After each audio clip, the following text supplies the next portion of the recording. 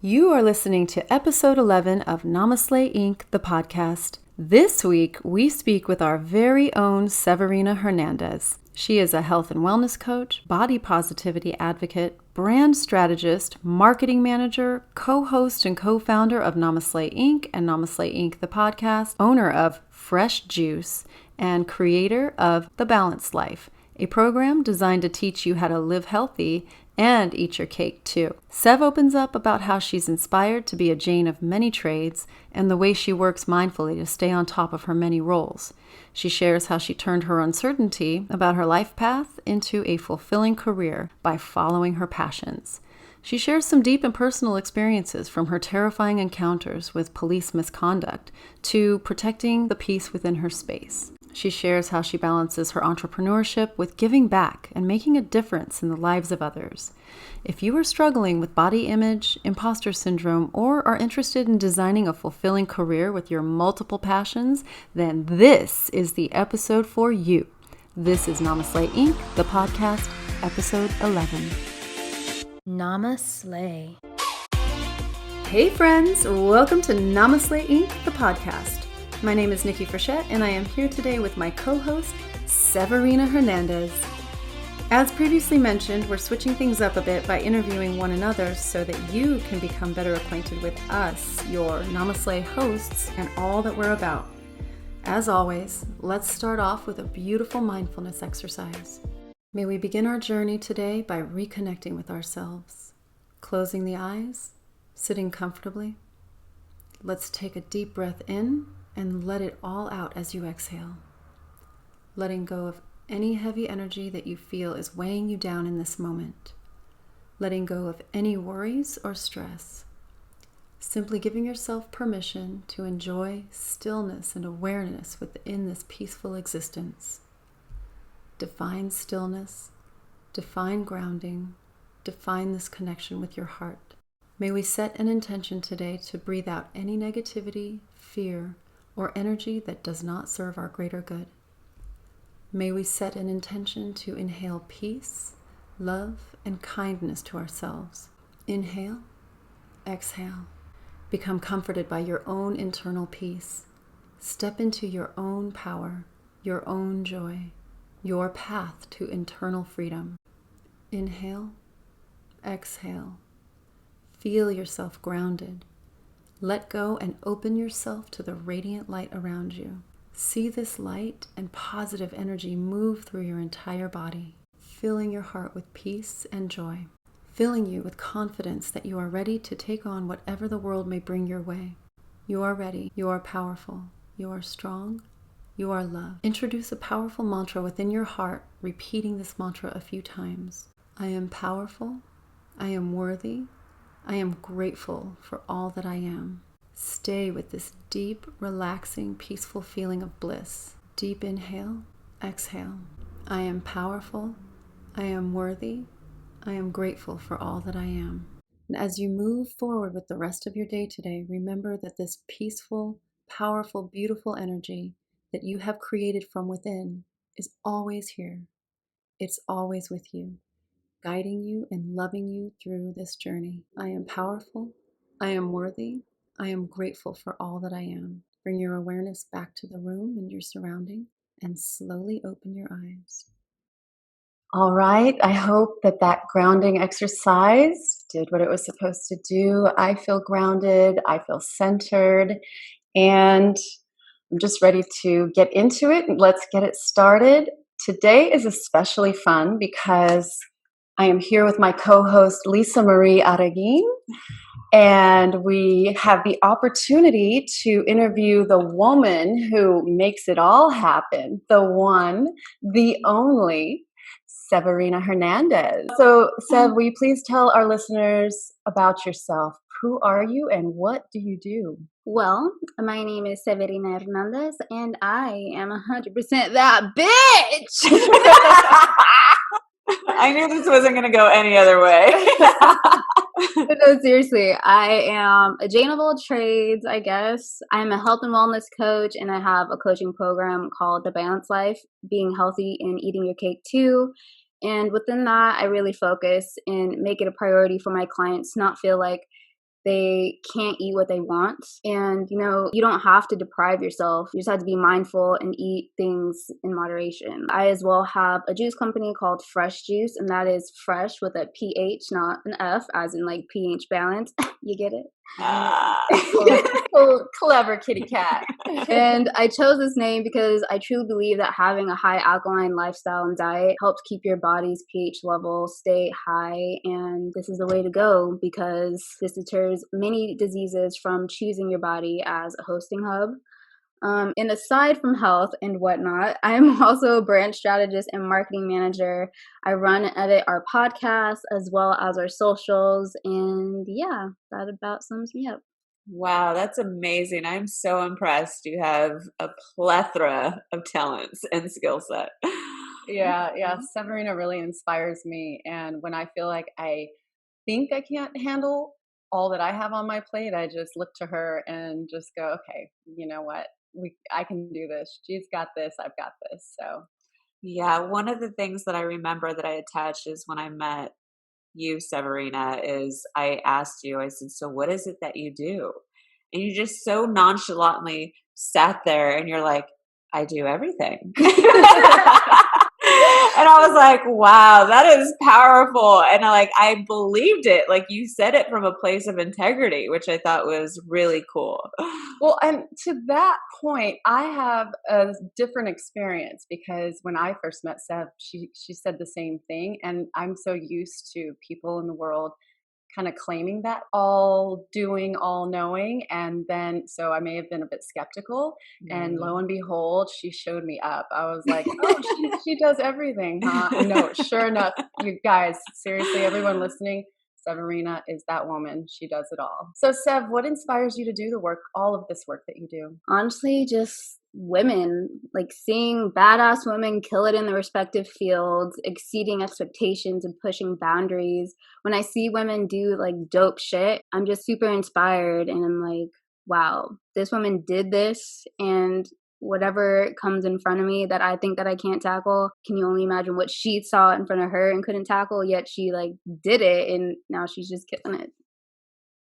So with all of these skill sets, I could only imagine how busy it gets, right? Because I come across the same thing where there's so many things that I want to do, so many things that I've invested in, but how do you continue to learn in order to stay on top and organized in the things that you do within your role? Well, on the health side of things, I watch a lot of documentaries and read a lot of books, such as How Not to Die, which was like one of the first ones that I kind of started on like this health kick, as well as alkaline herbal medicine. And then I do a lot of courses. When the pandemic just started, I downloaded Udemy, and I've done like so many courses on there, and I've learned so many things. On the branding and marketing side of things, I study our competitors vigorously. I watch YouTube videos, and I try to stay up to date with the newest trends, and I read books. Some of my faves on this topic are Contagious, Why Things Catch On. That was a really good one. It's really good for branding. And the 22 Immutable Laws of Branding is also really good. Wow, those are some great examples of how to stay on top of things. And I especially love,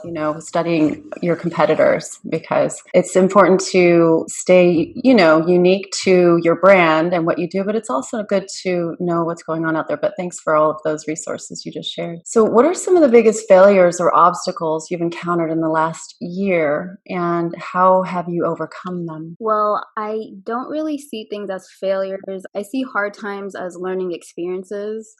I'm a real optimist, and I try to see the good in everything. And I'm a firm believer in everything happens for a reason. But now, with that being said, at the top of the year, I was sort of lost. I didn't really know what I was doing in life. I didn't know if I wanted to be a chef or an entrepreneur or a realtor or just get a regular 9 to 5. But then I bought a juicer in February, and my life just pretty much changed from that point on. Everything since then has just been falling into place. So my advice for someone who is just lost and confused and has no clue what to do with their life, just do what you love. And when you do what you love, everything will just start falling into place. You're like, we related to that at the very same moment. Yeah, that's powerful. So Severina, I have a question for you because this came up for me in the very beginning of deciding when I was going to be an entrepreneur, where I was like, I am never going to work for anybody else, right?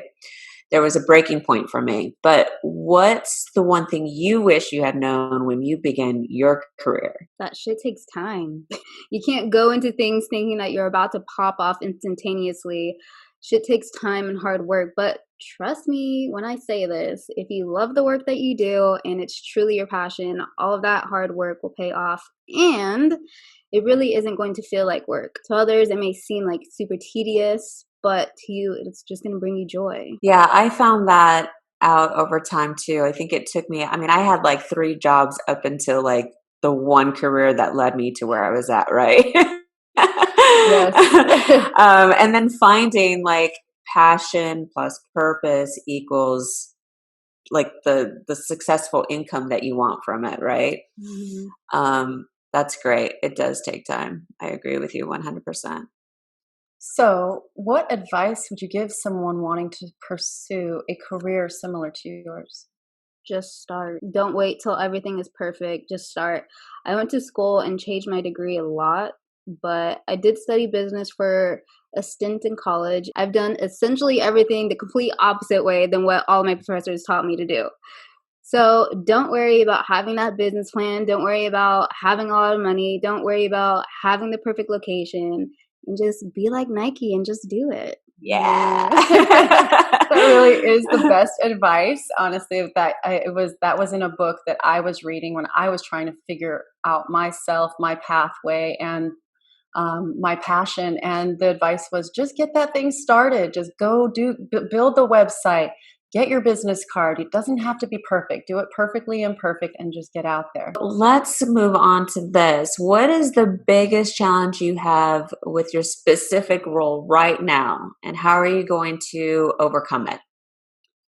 I would say staying on top of trends in all aspects is the hardest part because I do essentially everything, from creating recipes to photography to graphic design to SEO. It's a lot of stuff to stay on top of, but what I do is I schedule an hour every day to do some research, and that helps me not feel so overwhelmed with everything. Yeah, are there any platforms that help keep you on top of those things as well? I mean, I essentially just use like Instagram, studying my competitors, big brands that I aspire to be like. And I am a part of a couple of like Facebook groups, especially for the podcasting side of things, because that's the new realm for me that I pretty much don't know much about. So I definitely am on that for podcasting. But for everything else, I mean, it's mainly just Instagram and YouTube. That YouTube University.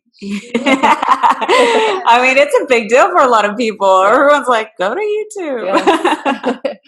And it's something that has come up so frequently, when this question is posed. So, all right, we're going to get a little deep, and I would like to know what the most important thing you've learned along your journey is, and what was your life like before learning it, and what is your life like now that you have this awareness? I think it would be that some people aren't meant to go along your entire journey with you. Some are only supposed to be in your life for a season, and don't feel guilty for cutting people off, even if it's family.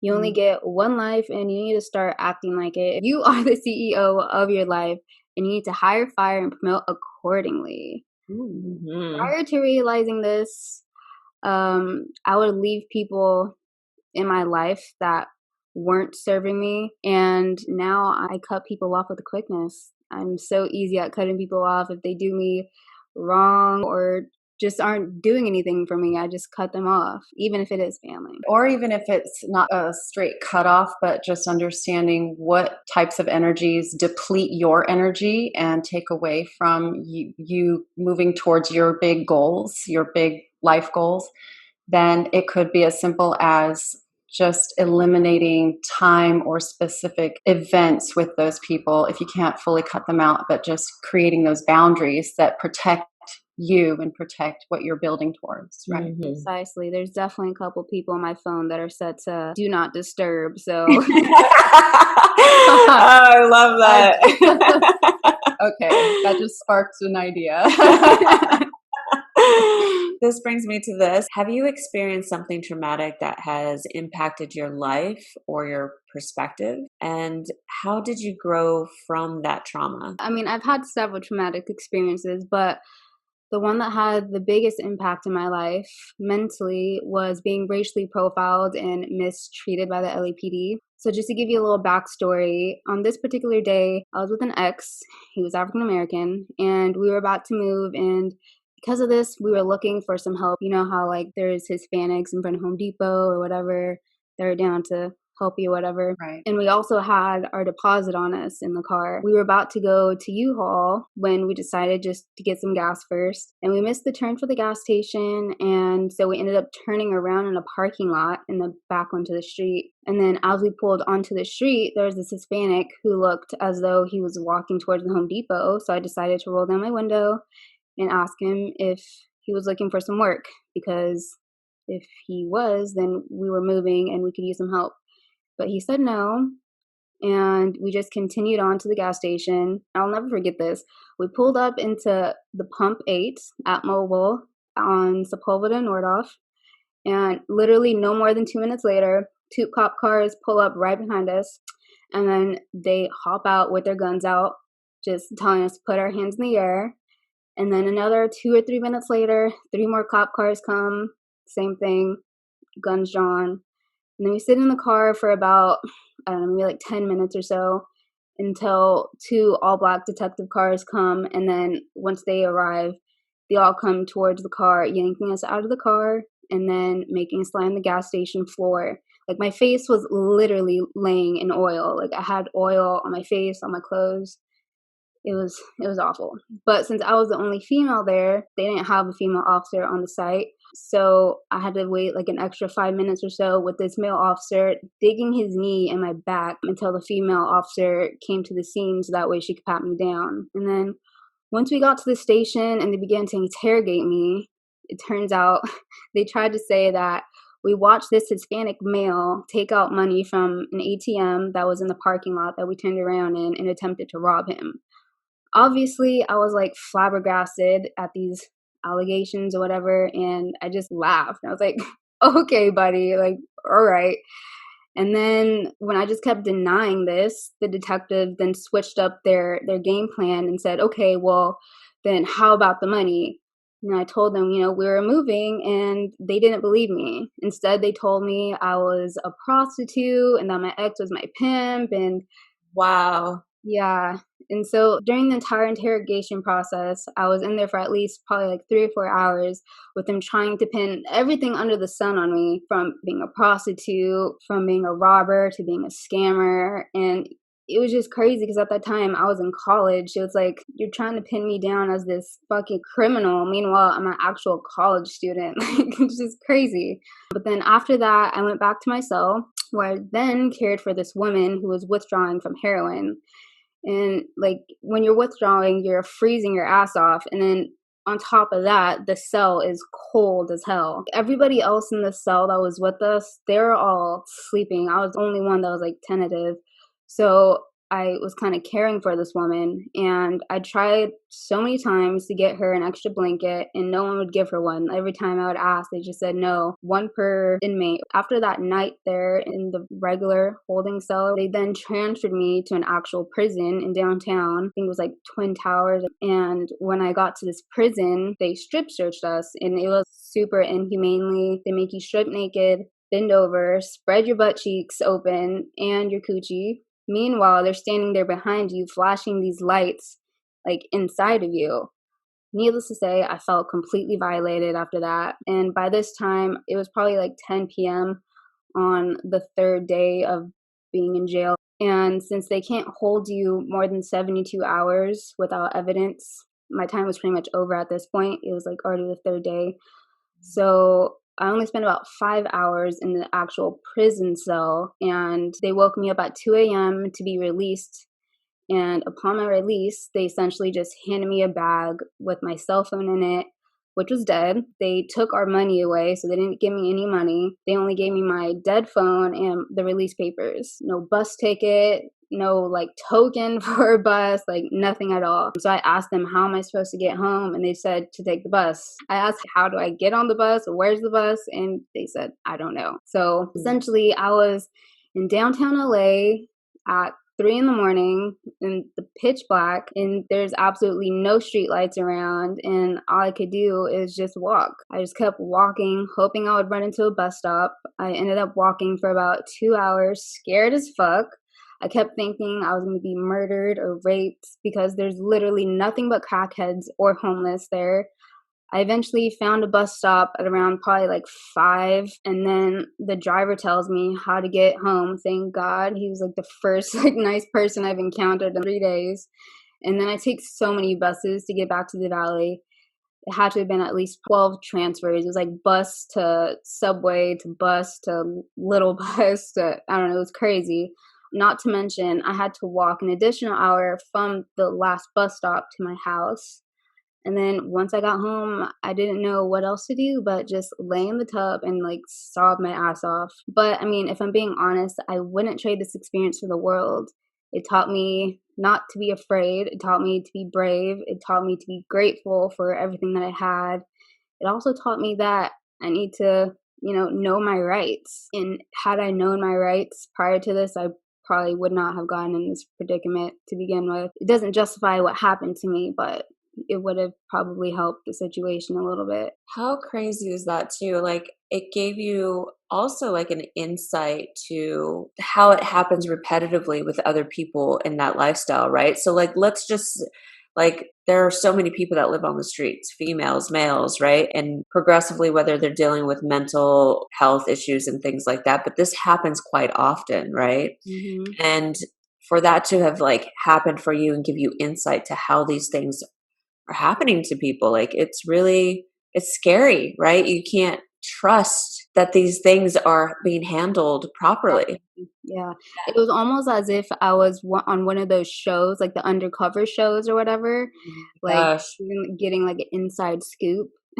Yeah. I'm curious, what is it that you know now about your rights that you didn't then that you think may have helped the situation? I mean, honestly, just recording everything, because they kept telling me I had to put my phone away when they can't. Like, you're within your rights to record everything that happens, and they just made me shut off my phone. Wow, well, that's so unfortunate. I am sorry that you had to experience that, but I just see the resilience in you and the insight and the perspective and the gratitude. So these are those things that unfortunately build us up, even though they feel like they're breaking us down at times. So good on you for sharing. I think it's one that needs to be heard and is important to just even that little bit right there. Like I wouldn't have known that had you not shared that you are within your rights to record an event like that.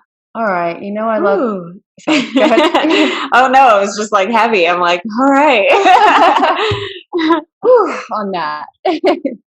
All right. I love this question, and I am so excited to hear what you have to say. If you could turn back time and speak with your 18-year-old Severina, what would you tell her? Leave them boys alone. Oh These man. boys don't love you. Oh. But so yeah, leave these boys alone and just love yourself. I was bullied in high school and my self-esteem was super low, which caused me to act out in different ways and made me get attention from boys and shit like that. But had I loved myself more, the bullying wouldn't really have affected me, or it probably would have, but not in the way that it did. So yeah, leave the boys alone and just focus on yourself and love yourself. Yeah, that is one thing I've noticed within myself. I mean, I'm 40 years old, right? So I felt like I spent most of my 20s learning to love myself, like really discovering what it was and what it meant to love yourself. And there were all these like things to break away from that I was taught or not taught, right? Because as young women, we're not really taught to spend that time alone through our 20s. We're taught like, find somebody you love, get married, have kids. And you're just like, what? I feel like I'm just now ready to like be with boys. I know, it's true. And sometimes that's part of the journey you have to learn for yourself. But I think it's really great to have women in your position and even in our positions at our age is to share that and to really highlight how important it is to connect with yourself, love yourself. Sometimes we don't even really know what that means until we do the work. Have a healthy relationship with yourself, then invite anyone in who you think might be worthy. Yeah, I was always jealous of the women who like discovered themselves sexually before involving like a partner, because I didn't like discover my own self sexually until I was like 30. So like I feel like now when I talk to the younger generation, be like, just really learn about yourself emotionally, mentally, physically, sexually, like all those aspects can teach you so much about yourself as a woman. Okay, so what are your top 3 favorite books and why? Okay, so The Four Agreements by Don Miguel Ruiz. The agreement that has made the most impact in my life is not to take things personally. Prior to reading the book, I used to bombard my mind with these thoughts that people were mad at me or I did something wrong. And so I was constantly thinking about shit like that. And now I just really give zero fucks. I really truly give zero fucks about what people are thinking or whatever. I just stay like in my own mind now. For the most part, I'm only human. I do have my days, but for the most part. Another book is The Alchemist by Paulo Coelho. I read it in high school and I learned probably nothing, but I found that same book when I was cleaning out my childhood room. And I read it again, and it was just really eye-opening. It really taught me to pursue my dreams and my passions and to just listen to my heart. And lastly, The Subtle Art of Not Giving a Fuck by Mark Yeah, that's a good one. And I mean, on that one, the title is pretty self-explanatory. What is the best compliment you have ever received? So I honestly just started hearing this, and it's from you, Nikki, and Jennifer told me as well. But it's that I am a doer. And I don't know, it just makes me feel really good inside. Makes me feel all tingly. That's a great That compliment. is one of the best compliments. It's interesting, Seb. I was just interviewed by another female, and the question came up, what is your ideal co-worker or your ideal business partner? And automatically Severina popped into my mind, and it was such an easy answer. I said, a doer, and somebody who is not a talker, who gets things done, and somebody who I can laugh with, but also just get the job done with. Yep, get shit done. Yeah. Yeah. I feel like that is the one thing that people really struggle with. In the markets that we're in, the saturated markets that we're in, the one thing you can do to separate yourself from everybody else is being a doer and following through. So that's that follow through is the key to everything. And Talk all this talk, but if you're not actually doing what you're talking about, don't mean shit. Yeah, that's right. And one thing, Lisa Marie, you said to me recently was the growth comes from the execution. with each task, I think when you're dealing with somebody who doesn't have the confidence of getting things done, like if you give them one task at a time, one day at a time, one thing at a time, you start to see how empowered you become or how empowered they become with each thing that gets done. So like that's the gift you can give to other people as well. It's like, okay, well, how can we bring this out in them, right? What theme is currently present in your life?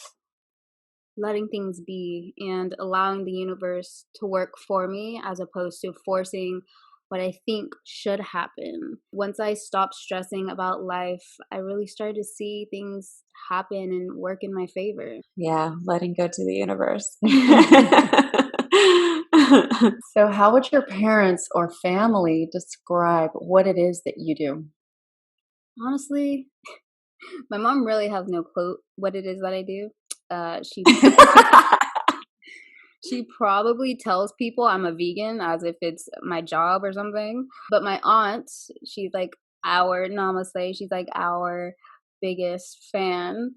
But she would probably describe what I do as uplifting women and being honest with myself and also being famous because we're on all these streaming platforms. So she thinks we're famous stars over here. That is so cute. If you could have a billboard with anything on it, what would it be and why? It would be a sexy ass, thick, curvy chick with a plate of fruits and veggies on one side, you know, and then like a cake on the other. And then, yes, girl. and it'd probably just say like the balance life or something. I could see that. I could see Severina and all of that. Yeah. I love that that's the title of your program too, and that that's what you teach, because I think it can get overwhelming or intimidating to try to find healthier ways, and to think that you may be having to cut out the fun stuff in your life. But you really do share and express how, and you lead by example in that you. Oh yeah, we just had Popeyes fries and donuts on one day, and then like then for like the rest of the week I was eating like salads and stuff, you know. It's really all about balance though. I would not feel good after a night like that. Oh, I didn't feel good, but it tasted amazing. But then you jump back on track the next day, right? Exactly. If you could have dinner with any 3 people, dead or alive, who would they be and why? Okay, first and foremost, it'd be my abuelita, mi amor, because she was my everything and I miss her cooking. Abuelita, if you can hear me, bring me some chile rellenos, please. Secondly, it'd be Nipsey Hussle, because he was just so fucking knowledgeable and really was just trying to change his community for the better. He was so smart when it came to the business, and he was really innovative. There's this one thing that I saw that he did that I thought was super fucking dope. It was in his marathon store. On the tags on the clothing, there's like a photo or something on the tag, and when you like put your phone over it or whatever, or scan it, I guess, there's like a video that pops up on your phone that correlates with the item that you're thinking of purchasing. I just thought it was fucking amazing. And then another person would be Dr. Sabi, because he really knew what the fuck he was talking about. He knew how to utilize food and use the food as medicine. He was like just so dope. Yeah. So who are the 3 people that have been the most influential to you? So I'm gonna give you kind of 4. Bring it. 4 is a good number. Right. So my mother, she taught me to be kind and a hard worker. She was a single mom and she worked her ass off to give me the world. She would work upwards of 3 jobs sometimes just to provide for me. And I didn't appreciate it then, but now as I'm older and I understand what it was exactly that she had to do and what she had to go through to do everything. She took me to Europe, Mexico. We would always go to Disneyland. We drove all over Cali. She sent me to private school my entire life. And she, on top of all that, spoiled me. Like, there was never a thing that I could want that she wouldn't give me. Like, she would find a way to buy me whatever it was. My cousins and stuff, I feel like they thought I was spoiled. But I didn't think I was spoiled. It would be one of those things like, okay, you get good grades, I'll buy you this type of thing. You know, it wasn't just, she was just buying me fucking PS4s and shit just for shits and gigs. Like, I had to do something in order to get that. Mm-hmm. I want to stop you there, because what I hear is that your mother is a doer, and Yeah, exactly. fall far from the tree, right? Precisely. Yeah. I would next say my grandmother, because she taught me so many amazing things. She was the one that actually raised me because my mom was working all the time. She taught me to cook, clean, and really just show me how to take care of others. She really showed me how to love people unconditionally. I guess almost put others before yourself in a sense. She was the old school way of a wife. Like, she would always do everything for my grandpa. So in that sense, I admire her for that. And in her later years, once my grandpa died, once she didn't have to put herself second, she really showed me how to be adventurous and just kind of go with the flow. There was never a trip she wouldn't be down to go on. And then I would also say my aunts. I have 6 aunts. And since I was an only child and I was also a child to a single mother, my aunts took it upon themselves to help my mom and my grandma raise me, and they would care for me and treat me as if I was their own child. They each taught me different things. One taught me to be unapologetically me, another taught me to be independent, to be carefree, and to just stand up for what it is that I believe in. I really feel like God blessed me with not only an amazing mother, but 8 mothers. It really makes sense that you come from a strong family unit and tribe of strong, powerful women with a lot of love and a lot of energy to share and to empower you to be the woman you are today. I'm so blessed because I am like the only cousin or whatever that is close to like everybody. No other cousin gets called by every single one of their aunts. Only me. I'm the special one. And I would also throw in there my boyfriend because he's literally the epitome of a go-getter and a hard worker. He wakes up at like 3 o'clock in the morning and doesn't go to sleep until like mad late, like past midnight type of thing. He's the true definition of a hustler. Like there's a hustler in a dictionary, you'll see his picture right next to it. He really motivates me and pushes me to be the best me and just to boss up. I love hearing that you put your boyfriend in that category because, you know, you do come from a very powerful tribe of women in your upbringing, as you've shared with us. And I think that adds a lot of value in like how to have this healthy relationship with men, right? And one of the things to share with women is it is really important to have those thoughts with the person that you're with. And because you're so powerful yourself, it sounds like you've paid attention to the things that you wanted and didn't want in a relationship. And so you're surrounded with this environment, right? You're surrounded with a man in your life who's a doer, and that also encourages you, which is going to be, you know, really powerful, I think, as a whole to share with younger women and women, you know, in our age group too. Ages. Yeah, of all ages. So that's really cool that you put him in that category. Very cool. All right, now the fun stuff. Can I get a drum roll, please? It's time for rapid wrap up. All right, we're going to ask a series of questions and we're going to fire them off pretty quickly. So just answer the first thing that comes to your mind. Favorite color? Black. Favorite ice cream? Pistachio. If you could be any animal, what would it be? Dog. Nike, Reebok, Converse, or Nike. Puma? That was so quick. Favorite candy bar? Dark chocolate almond. Cake or pie? Pie. Ariel or Jasmine? Jasmine? It's the Disney characters. Ariel. Oh, okay, wait. All right. My mind went to like flowers.